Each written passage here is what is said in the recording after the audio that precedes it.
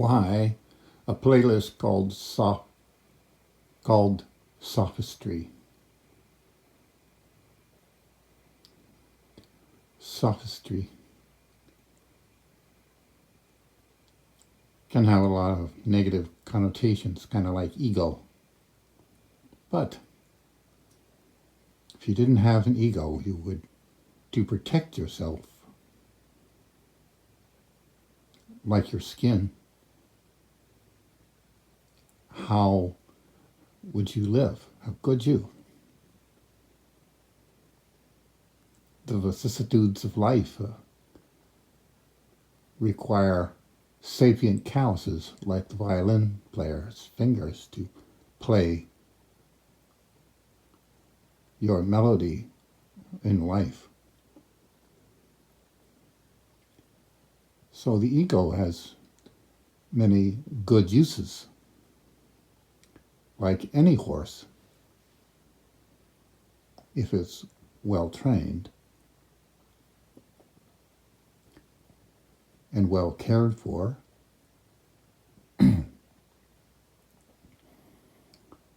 sophistry, when one begins an endeavor, one's a freshman, one doesn't know much, one's led around, basic requirements to learn, hazed, teased, and all that rot. And then one becomes a sophomore. Now one has learned a few things. One gets a bit cocky and thinks one knows a lot more than one probably does, but so a lot of negative connotations come with someone being a sophomore or sophomorish. However,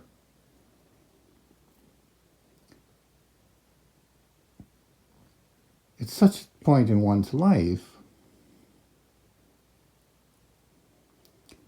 one gets a bit cocky and strikes out on one's own.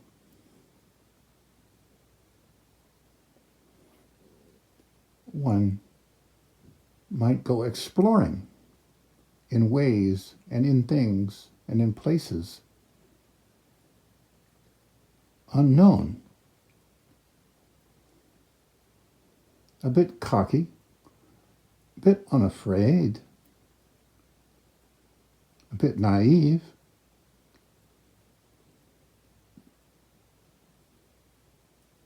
with a fresh approach to his life and what he might discover,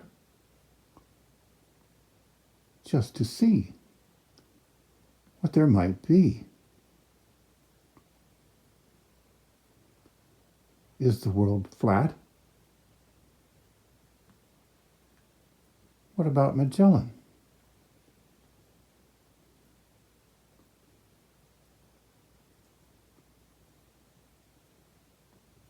Where might one go? Why sit home and be a couch potato? Why not put the potatoes in a rucksack and go waltzing Matilda? Have a bit of a walkabout. And if you never come back, so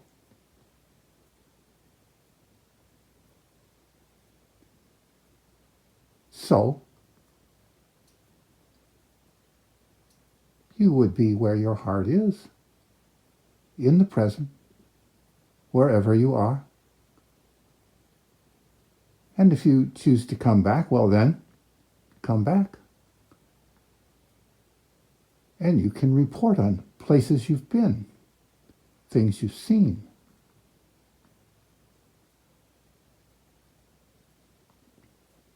But you come back, perhaps, to your people where you started from, and you find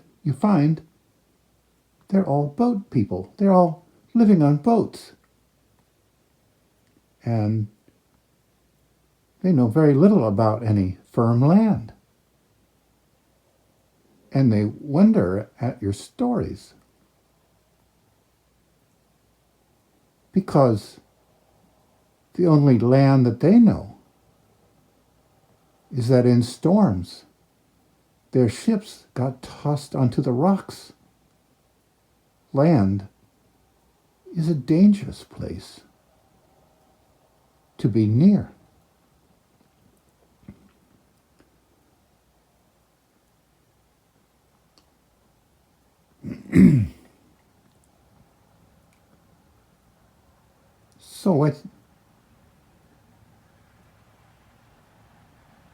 So what can you do with boat people? It has been related that in the, quote, settling of the West by Westerners in the United States,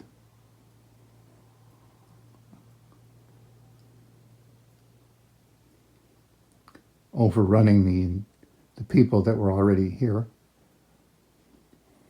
that letters would come back from the West to the Easterners saying, the rivers here are so big. The fish in them are so plentiful. The game is so plentiful. The mountains are so high with permanent snow on them.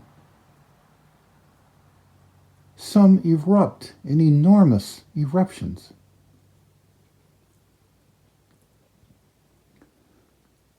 The expanse of land is so vast. Many days to go across something called a prairie.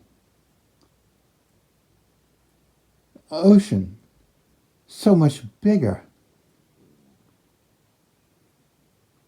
The land, so much more fertile. The climate, so wonderful.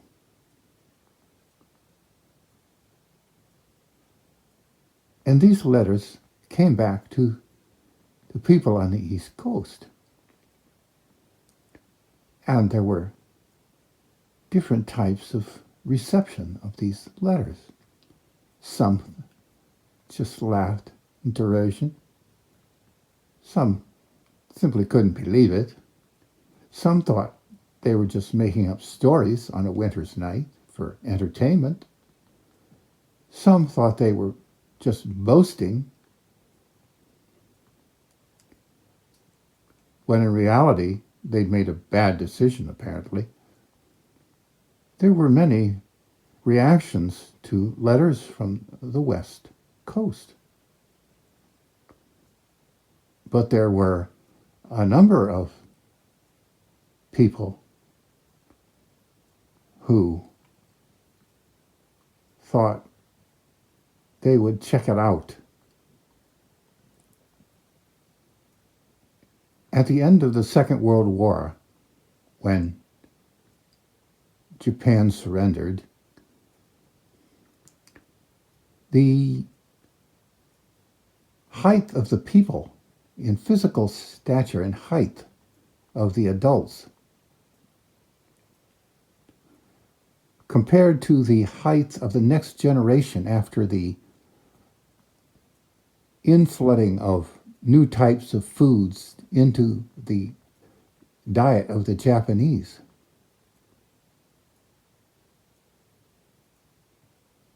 The next generation grew literally heads and shoulders higher than their parents. I was with a Japanese for some period of time then, and it was very interesting to see such.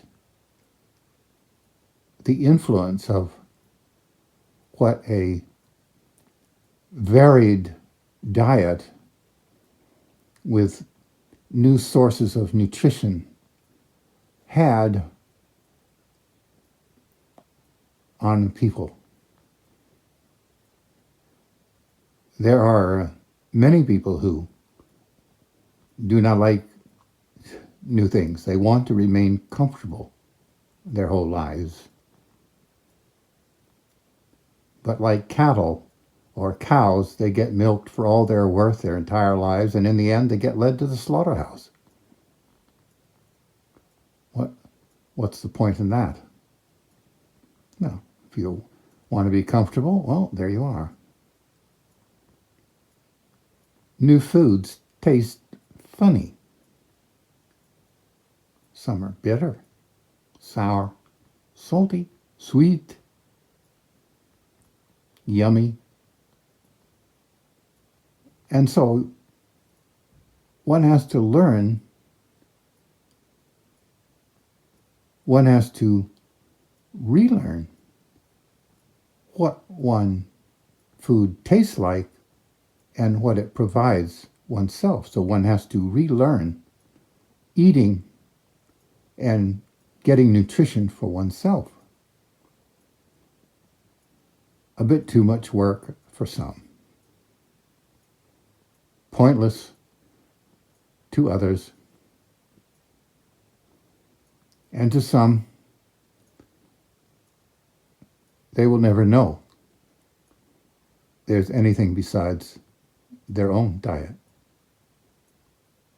But it is possible. The bumblebee got its name, of course, because it looked like it just didn't really know where it was going, bubbling about.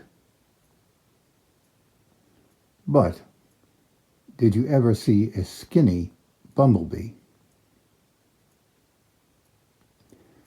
Make note of the yellow band on its abdomen. That's not in mimicry. The bumblebee has a very real stinger, very real venom.